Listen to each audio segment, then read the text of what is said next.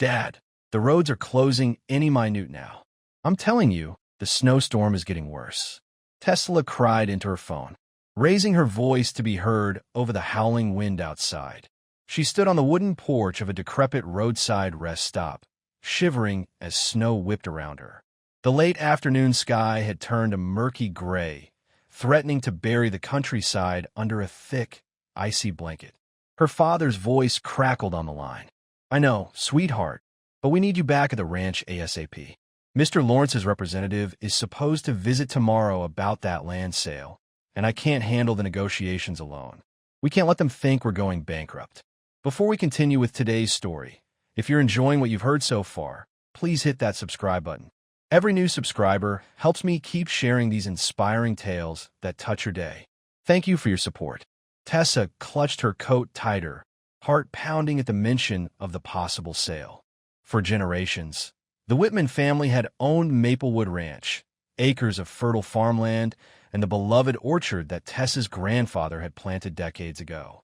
However, due to mounting debts and poor harvests, her father was on the brink of selling a portion of their land to cover the bills. Tessa resented the idea Maplewood Ranch was more than property.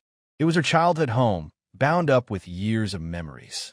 "Dad, I promised I'd be part of the meeting, but the highways were practically impassable," Tessa said, stepping back into the dimly lit rest stop to escape the brunt of the wind.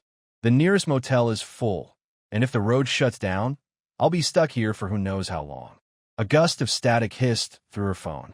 "Tessa, do what you can. We really need you home. We can't let that Lawrence company push us into a corner." Her father hung up, leaving Tessa alone in the gloom. Feeling helpless, she exhaled, scanning the empty rest stop. Two vending machines stood crookedly in a corner, their lights flickering. A sign on the wall listed local cabins for rent, but half the phone numbers were smudged or outdated. Outside, the wind rattled the building and the swirling snow intensified. Tessa knew she had to find shelter soon. Spending a night in her car would be dangerous, with temperatures expected to plummet well below freezing. She rummaged in her coat pocket for some loose bills, hoping to buy a warm drink, at least then from somewhere behind her. Footsteps crunched across the grimy tile floor. She spun around to see a tall, broad-shouldered man in a thick black coat approaching. Snow clung to his dark hair, which he brushed aside, revealing striking blue eyes. "Excuse me," he said in a low voice, nodding politely. "I overheard your call. If you need a place to stay, I might know one." Tessa narrowed her eyes warily. It wasn't often she took help from strangers, particularly ones who appeared out of nowhere. A deserted rest stops in the middle of a blizzard. But something about his earnest expression made her listen. "There's a small cabin I booked for the night," the man continued. "I was supposed to meet a friend here, but he can't make it. You're welcome to share it until the storm passes, if you don't mind." Tessa weighed her options. She could refuse. But then what? Sleep in her car or scrounge around for a motel that was likely full?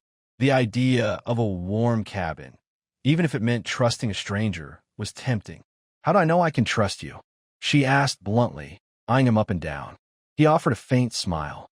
"You don't? But it's a legitimate rental." Here he fished a slip of paper from his coat pocket, holding it out. It was a reservation confirmation from a local property management office. Indeed, the document named a remote cabin about 5 miles from the rest stop.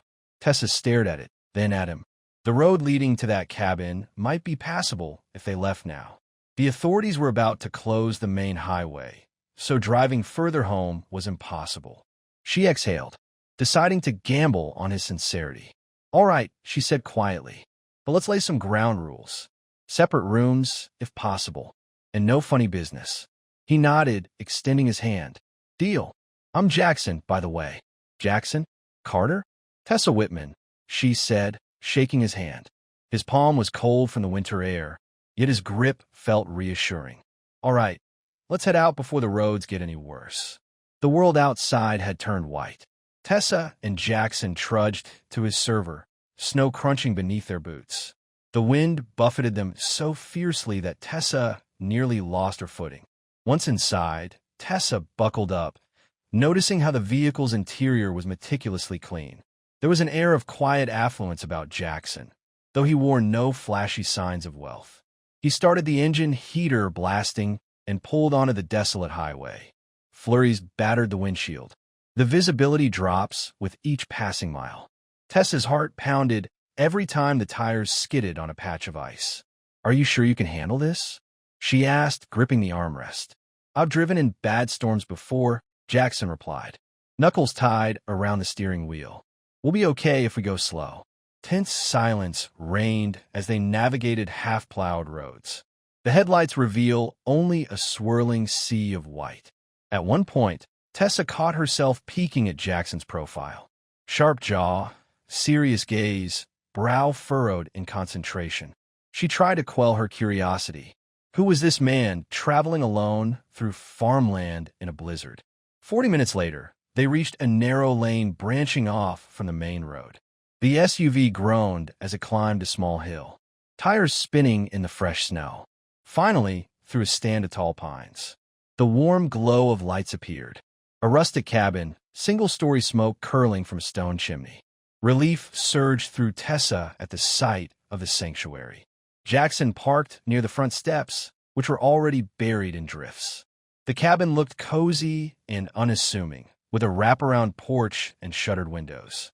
Tessa braced herself for a final dash through the storm. "Ready?" Jackson asked, hooking the keys on his finger.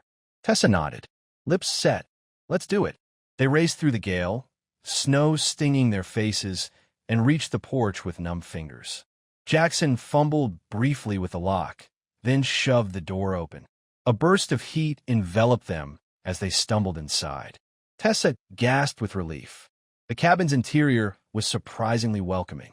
Wood-paneled walls, a small kitchenette, a stone fireplace with embers glowing, and a soft lamp on a side table bathed the open living area in a golden hue. There were 2 doors leading to what looked like separate bedrooms and a small bathroom off to the side. Her eyes widened. "This place is actually nice." Jackson set down his duffel bag, nodding. "I paid a premium for last-minute reservations. Better than a motel, that's for sure." Tessa shared her coat, rubbing her hands to coax warmth back into them. She noticed that outside the windows, the storm howled, wind-driven snow lashing the glass. They made it none too soon. "Let's see if we can build up the fire," Jackson said, heading for the hearth while Jackson added logs to the fireplace. Tessa explored the kitchenette. She found some canned soup, a loaf of bread, and an old kettle.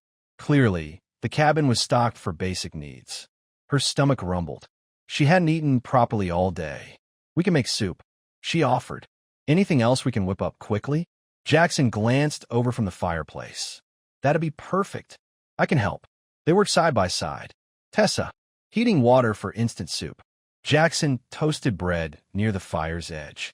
An odd sense of camaraderie formed, though they were still strangers.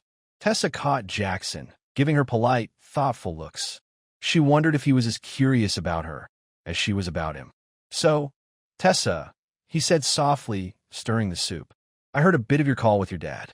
Something about your family's land. If you don't mind me asking, are you selling it?" She stiffened, not sure why she felt uneasy discussing it. "We're having financial troubles. A big corporation wants to buy a chunk of our ranch. Maybe even more than that. I'm not thrilled about it, but we might not have a choice." Jackson's brow creased, and unreadable, emotion flickering in his eyes. "I see. I'm sorry about that. Family land can mean a lot." She nodded, biting back the lump in her throat. "It does. I'm just praying we can hold on to it. My father's so stubborn, though he's prone to rushing deals." "Are you close with your dad?" Jackson asked. Tessa shrugged, focusing on the soup. "Yes or no? We've had our disagreements, especially over selling, but he's done his best, especially after Mom passed away. Maplewood Ranch is the only place that's ever felt like home." She realized she'd said too much, revealing personal details. Yet Jackson didn't pry, offering only a gentle nod. Something about his calm demeanor put her at ease, despite the circumstances. Soon they settled before the fireplace with steaming bowls of soup and crusty bread. The storm battered the cabin, rattling the windows. Tessa found warmth not just from the fire, but from the unexpected companionship. "Thank you," she said quietly, glancing at Jackson for letting me share this place. I don't know what I would have done otherwise. He gave a small smile. You're welcome. Not sure I could have slept well, knowing someone was stranded outside. They ate in silence. The flames crackled. Neither of them realized that fate had orchestrated far more than a simple courtesy. This was the beginning of a revelation that would test Tessa's heart and force her to question everything she believed about the so-called big corporation circling her family's property. Night fell hard and fast, the storm intensifying. The cabin rattled under gusts of wind, but inside, Tessa and Jackson maintained a fragile sense of comfort. They'd found clean sheets in a closet, made up the separate bedrooms, and stoked the fireplace to hold off the dropping temperature. Around 9 p.m., Tessa stepped outside for a moment, braving the snow, to make a quick phone call. The wind nearly knocked her over, but she managed to find a spot near the porch where her cell had a single bar of service. She called her father, hoping for news. "Tessa, you all right?" her father asked, relief in his voice. "We heard they closed all roads. I'm safe in a rental cabin. Storm's bad. I probably won't make it back for that meeting tomorrow." Tessa shouted over the wind. He sighed. "I'll handle it then. The buyer's representative is supposed to arrive from out of town. They say his name is Jackson Carter, but I've never met the man. Possibly some bigwig from Lawrence's enterprise. I just hope they don't press for a huge chunk of the ranch."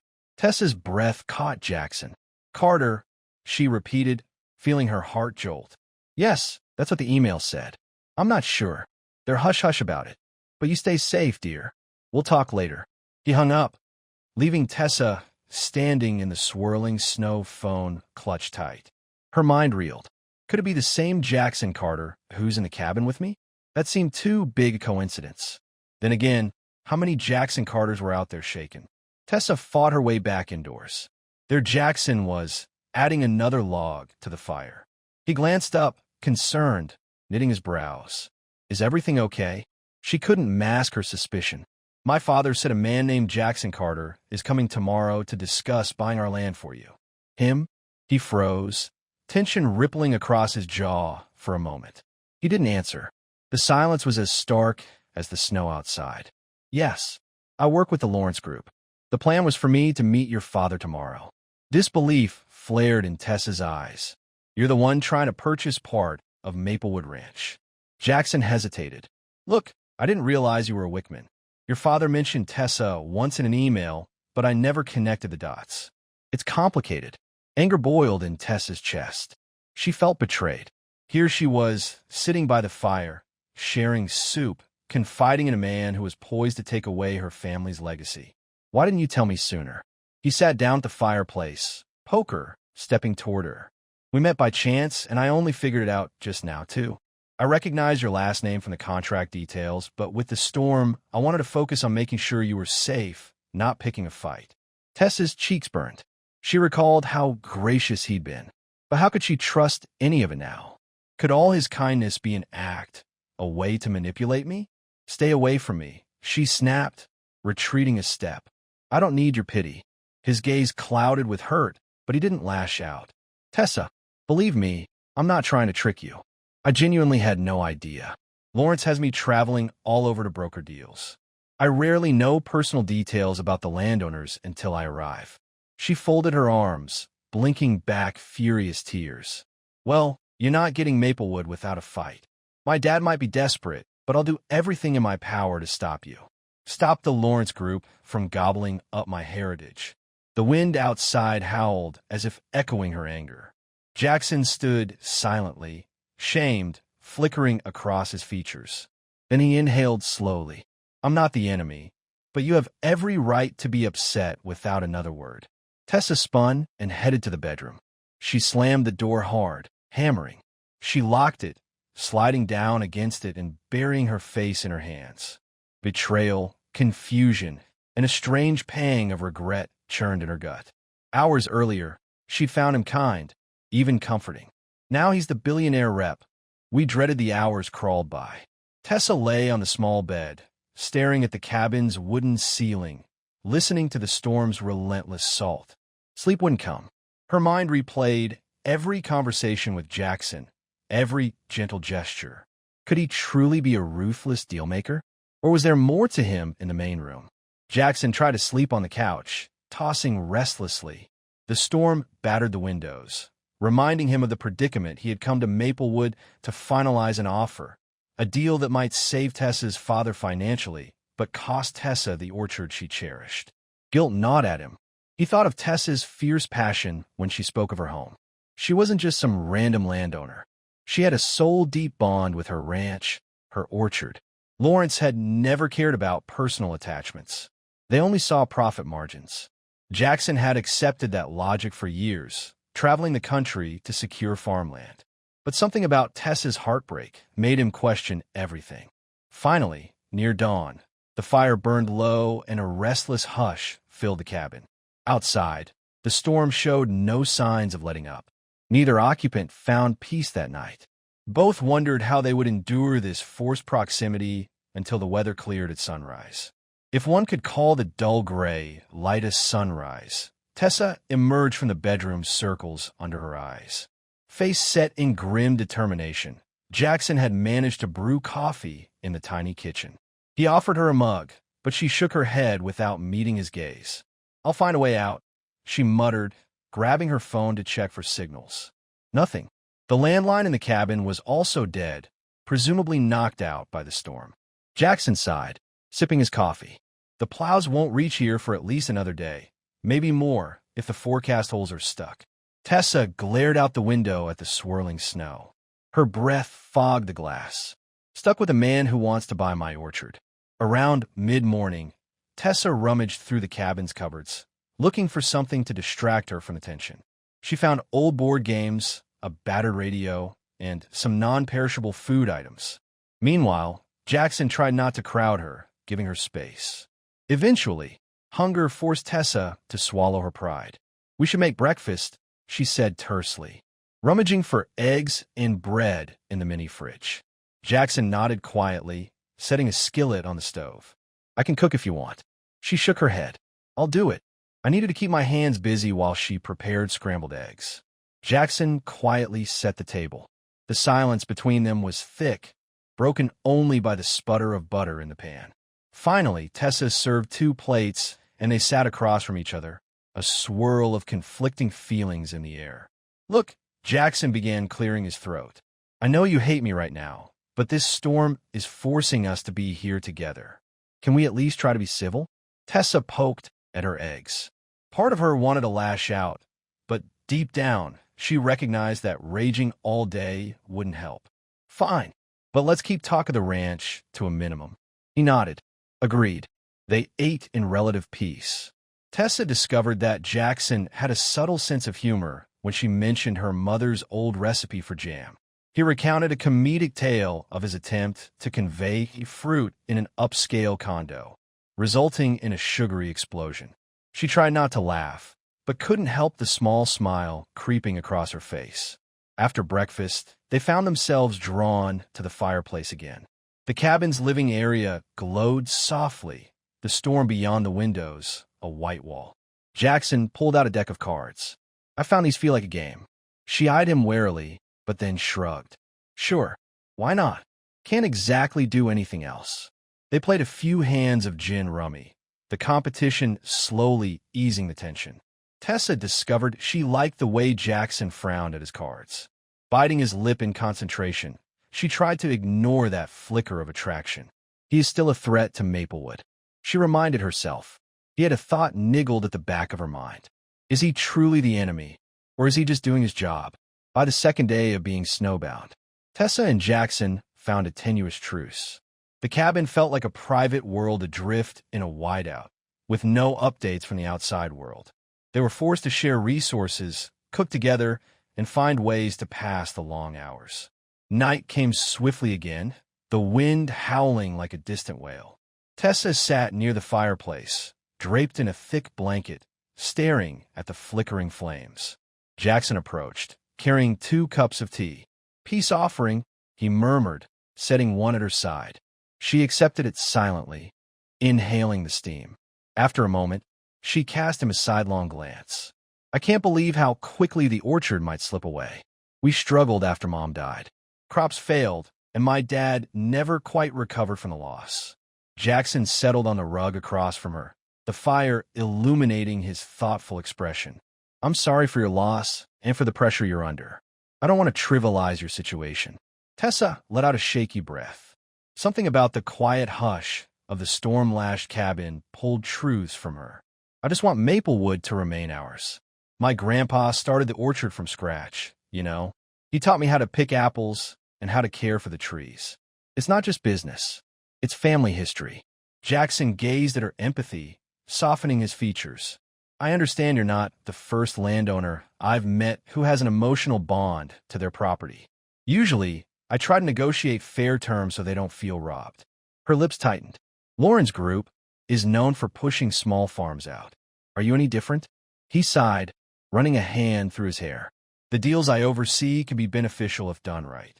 We pay above market and sometimes provide buyback clauses. But yes, it's still a corporate acquisition. The orchard might be repurposed. I can't guarantee the land remains farmland. Pain flickered in Tessa's eyes. She cast them downward. Then what do you suggest I do? My father's behind on payments, on the verge of losing everything. A heavy pause filled the space. Only the crackle of embers. Audible. Then Jackson spoke quietly. If your father is truly desperate, selling a small portion might buy you time. Or I could talk to my superiors about including a preservation clause. Something that keeps the orchard intact. I can't promise success, but I can try. Her head jerked up. Do you do that? A faint smile touched his lips. I've never done it before. Usually, we just finalize the standard contract. But Maplewood seems special to you and me. Well, I care, Tessa. Her heart fluttered at his words. She didn't know whether to hope or remain cautious. Why would you risk your own standing with Lawrence for me? Jackson licked his lips, setting aside his teacup. Because I've seen how these deals can flatten communities and erase traditions. And meeting you has reminded me that behind every piece of land is a family story. Maybe it's time I used my position to help. Emotion choked Tessa's throat. She reached for his hand, surprised at her boldness. Thank you, she whispered, tears burning her eyes. But I don't want to be naive. Are you sure you won't get in trouble for that? He squeezed her fingers gently. Let me worry about that. We'll figure out together once the storm ends, and we can meet with your father. In the hush of the firelit room, Tessa felt something warm and fragile spark between them. A bond forged by shared vulnerability and a willingness to find compromise. For the first time in days, she dared to hope that Maplewood's future might not be so grim, and that maybe, just maybe, she and Jackson had discovered a deeper connection beyond their roles as buyer and landowner. Over the next 24 hours, Tessa and Jackson fell into an easy closeness that belied the short time they'd known each other. They cooked breakfast together, laughed over card games, and even trudged outside to gather extra firewood from a small shed behind the cabin. When Tessa nearly slipped on the icy porch, Jackson caught her arm, circling her waist for a heartbeat. They stood there, breathless, faces inches apart, snow drifting around them. Her cheeks flamed at the nearness, the intensity in his gaze. They retreated indoors, hearts pounding. Neither spoke of the moment, but it lingered in unspoken memory. And still, the storm raged. Another day passed. They managed to contact no one. The single radio in the cabin occasionally crackled with updates. Roads blocked. Emergencies declared. They have to wait. That evening, Tessa rummaged through the cabinet for supplies and found an old puzzle. She and Jackson pieced it together on a coffee table, sipping hot cocoa during a lull. She asked about his life. So here's some hotshot investor for Lawrence. He chuckled wryly. I guess so. I worked my way up from a middle-class background. My father was a teacher, and my mom was a nurse. I discovered I had a knack for business negotiations in college. Lawrence recruited me early. Do you enjoy it? Tessa pressed, searching his eyes. A shadow flickered over his face. I enjoy aspects of it, travel and problem-solving. But I can't deny that lately, I've questioned whether I'm truly helping people or just fueling a corporate machine. She nodded, her gaze gentle. Maybe Maplewood could be a turning point. He inhaled deeply. Maybe outside. The wind still screamed, but inside, Tessa's heart softened further toward Jackson. The conversation felt honest. bridging two worlds that once seemed at odds. The orchard might be in peril. But with Jackson's help, maybe it could be saved, or at least remain partially intact. Yet fate had more trials in store. The storm had forced them into closeness, but once it cleared, they'd face real-world pressures. And not everyone in the Lawrence group or the Whitman family would welcome their budding alliance. The morning of the fifth day dawned crystal clear. Tessa awoke to piercing sunlight streaming through the cabin's windows. She hurried to the porch, breath-catching at the sight of a world blanketed in white snow drifts towered. But the sky was a brilliant blue, and she could hear distant plows on the main road. By noon, a snow plow finally rumbled up the lane, carving a path to the cabin. Tessa and Jackson packed up quickly, exchanging uncertain glances. Their bubble of isolation had burst. Now real life beckoned, with negotiations and tensions looming. They loaded up Jackson's stove. The roads were still treacherous in spots, but passable. Tessa's phone buzzed back to life with a flurry of missed messages. Her father's texts clamored for answers. "Where are you?" "Meeting postponed, but they want to finalize it soon. That Carter guy is waiting." "We should head to Maplewood," Tessa said, nerve sparking. "My father's probably worried sick." Jackson said, his jaw agreed. "Let's do it." The drive took hours due to slow conditions. The farmland around them blossomed under the midday sun. Each pasture and orchard weighed down with snow-laden branches. Tessa yearned for the orchard's familiar rows of apple trees, hoping they hadn't suffered too much damage. By late afternoon, they arrived at Maplewood Ranch, a cluster of rustic barns, the main farmhouse, and beyond it, rolling fields. Tessa's father, Martin Whitman, rushed out as soon as they parked. Relief flooded his features. "Tessa," he shouted, enveloping her in a hug. "Thank God you're safe." Then his gaze shifted warily to Jackson, who stood behind her. "And you must be Carter." Tessa swallowed. "Dad, hi. We have a lot to discuss." They trooped inside, the warmth of the farmhouse. "Welcome." After the icy drive in the living room, old family photos lined the mantel, reminding Tessa of all that was at stake. Martin motioned for them to sit, though he eyed Jackson with obvious suspicion. "I'm not sure how you ended up together," Martin began, arms folded. "But if you're here to push a sale, Carter, you might not get the easy deal you're expecting." Jackson squared his shoulders. "Mr. Whitman, I've come to propose an alternative arrangement, one that might keep your orchard intact. But it requires negotiation and trust." Martin's brow furrowed, casting Tessa questioning. "Look," she nodded, urging him to listen. "Dad, he's telling the truth. He wants to help." The standard contract from Florence was harsh, but Jackson was willing to push for a better deal. "A better deal?" Martin echoed doubtfully. "Like what?" Jackson cleared his throat, nerves evident. "We could offer an immediate payment on part of the land. You're willing to sell enough to clear your debts in return. A protective clause ensures the orchard remains under your management for a certain time frame, with potential buyback options." A tense hush followed. Martin paced Brown. That's not typical. Lawrence never mentioned that. Are you sure they'll go for it?" Jackson exhaled. "I'll have to convince them, but I believe if we spin it as a pilot project showing synergy between landowners and corporate backers, they might accept." Martin gave Tessa a look, searching her face. "Is this what you want, honey? Selling part of the ranch still feels like defeat." Tessa's throat tightened. "I know, Dad, but it beats losing everything. This way we keep the orchard, keep our home. Maybe we can rebuild." Emotion flickered in Martin's eyes. He turned to Jackson. "All right, but if your bosses refuse, we walk. I won't sign that standard contract. I'd rather lose the land to the bank than bend to a one-sided deal." Jackson nodded firmly. "Understood. I'll do everything I can." Days passed in a blur of phone calls, video meetings, and last-minute negotiations. Jackson worked tirelessly drafting proposals, emailing executives at Lawrence, and fielding tough questions. Meanwhile, Tessa and her father anxiously waited, ready to sign only if the orchard was protected.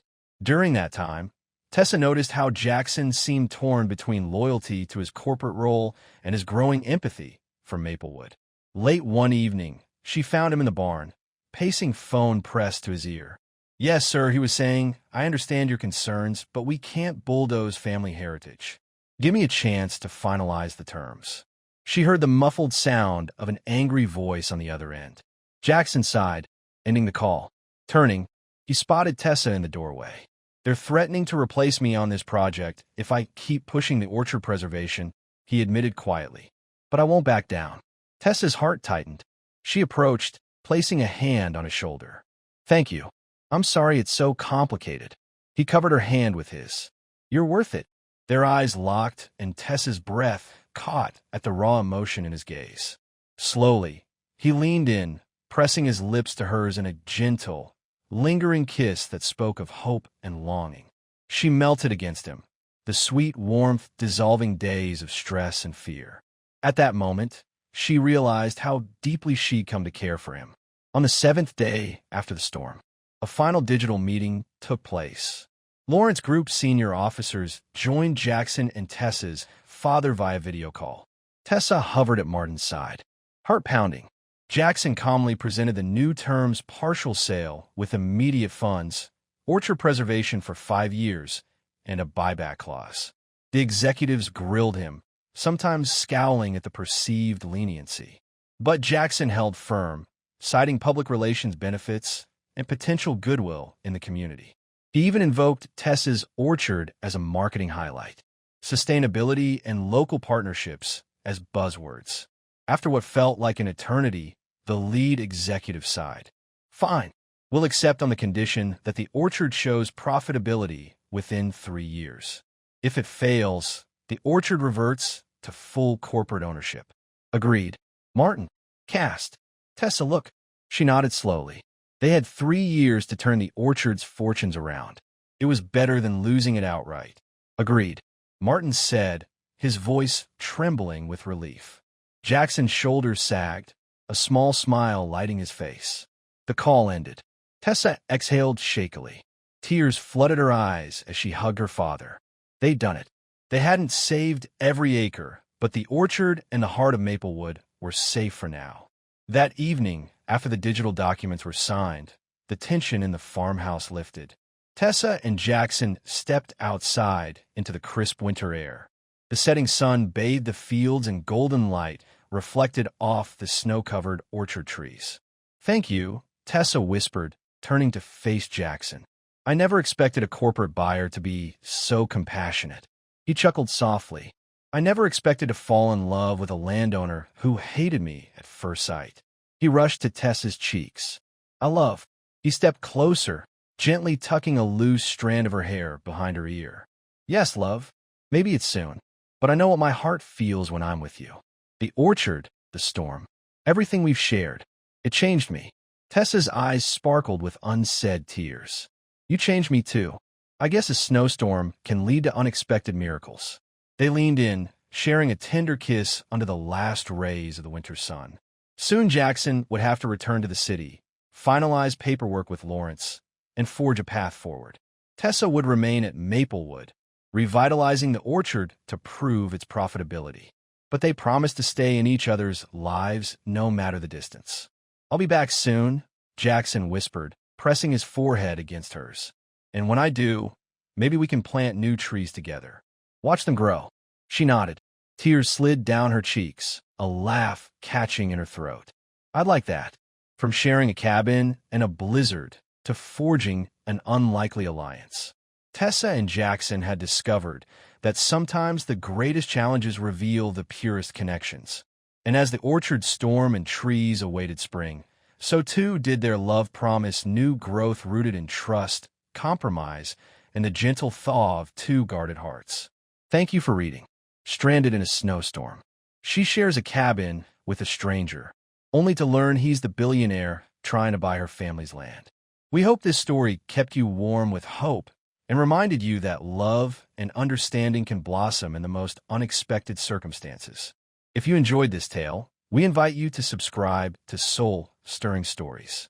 By subscribing, you'll stay up to date with more captivating narratives filled with drama, romance, and poignant twists of fate. Join Soul-Stirring Stories today and never miss another moving adventure.